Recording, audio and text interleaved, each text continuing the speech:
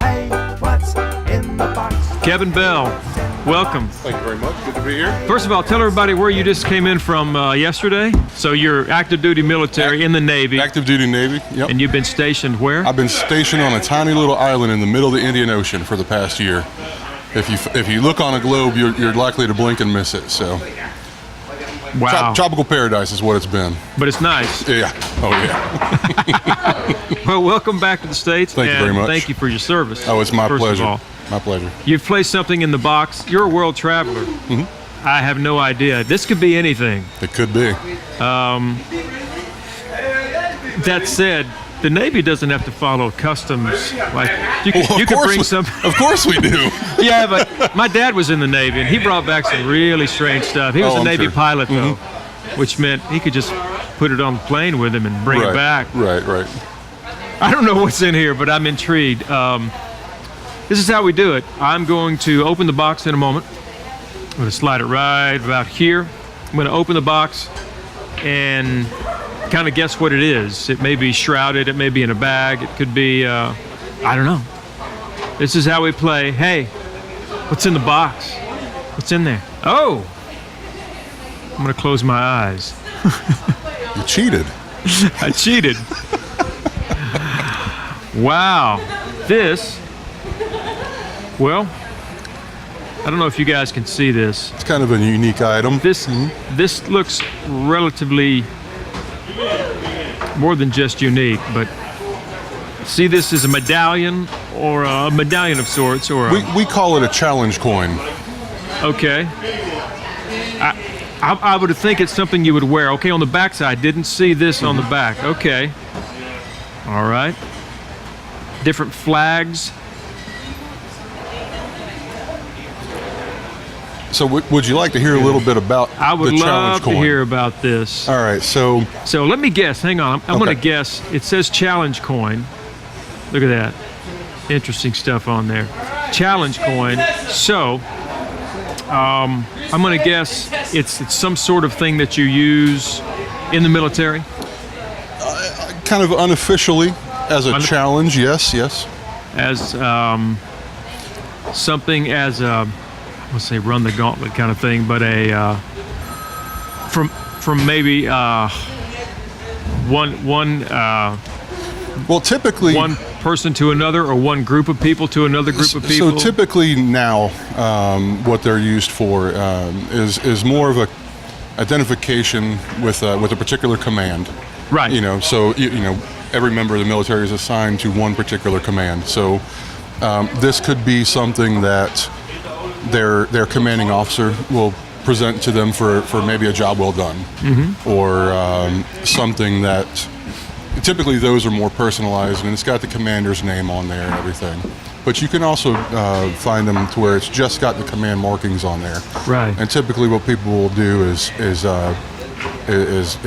either have them presented to them when they get to the command, or even buy these so that they can kind of just put them up in a display, or if they're presented, it's kind of a morale thing. Sure, pride and morale of where you're at and the group of guys that you're with.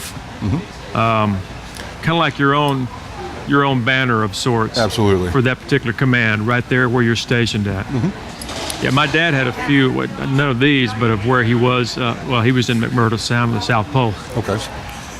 Yeah, you haven't quite been in the South Pole. You've been a little bit warmer climate. I have, actually. Absolutely. Well, so why does it? What it looks like? So this is one of the more intricate ones. This is. Let me just kind of start from a history standpoint, what these things have been about and how they've evolved. I guess the most widely known story about the challenge coin and how they come into existence was during World War I, where people were coming into the Navy or the military from all over the country. You'd have typically some of the richer families, the younger people would be the pilots of some of these aircraft that were going over into theater. Sure. And one of these stories that we've kind of hung on to that is probably the most likely where these challenge coins come from was a young lieutenant World War I, very rich family. He had these bronze medallions made up for all the guys in his unit.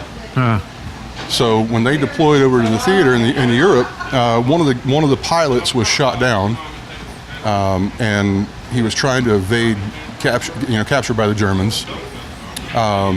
Wandered into French territory. The French found him. He didn't have any identification on him. They took everything from him except for this pouch, this little small leather pouch. This is during World War I. World War I, yes. Yeah. 1918. Yeah, early 1900s. Yeah. So he had this small leather pouch that had that medallion in there. And when this guy was actually set to be executed, but then one of the guys in the French army that caught him recognized this medallion.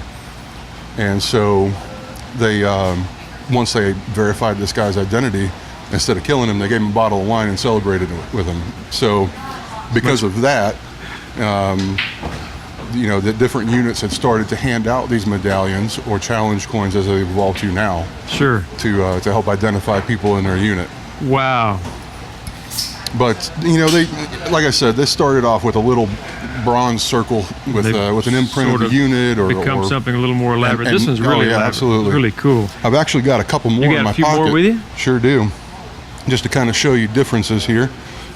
You got this one here. Oh, yeah. Huh. So Eagle Flying 74. So I tell you, so the first one here came from the regional security office in Yokosuka, Japan. Let's put these.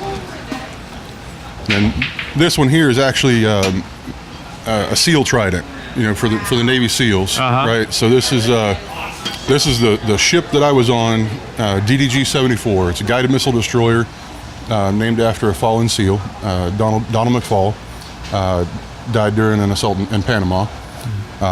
So I was on this stationed on this destroyer that they named after him when I was advanced to Chief Petty Officer, which is kind of a big deal in the Navy. Yeah.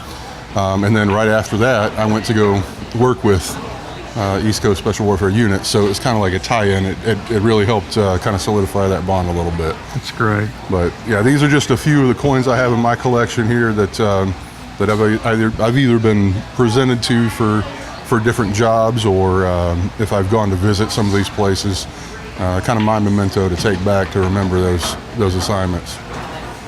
Kevin, these are great. This is nothing beats. It's just more than nostalgia. It's a camaraderie, and there's some history behind each one of these. Mm-hmm. But something that you've experienced Absolutely. in each of these places. Mm-hmm. Wow, they're getting a good shot of these now. These are just really. Yeah, more than just collector's items, like we said.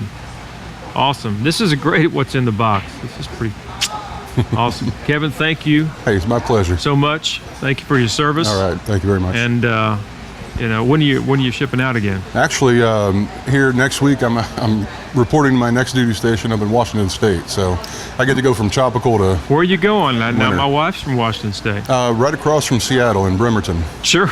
Yes. Been there. Yeah. All right.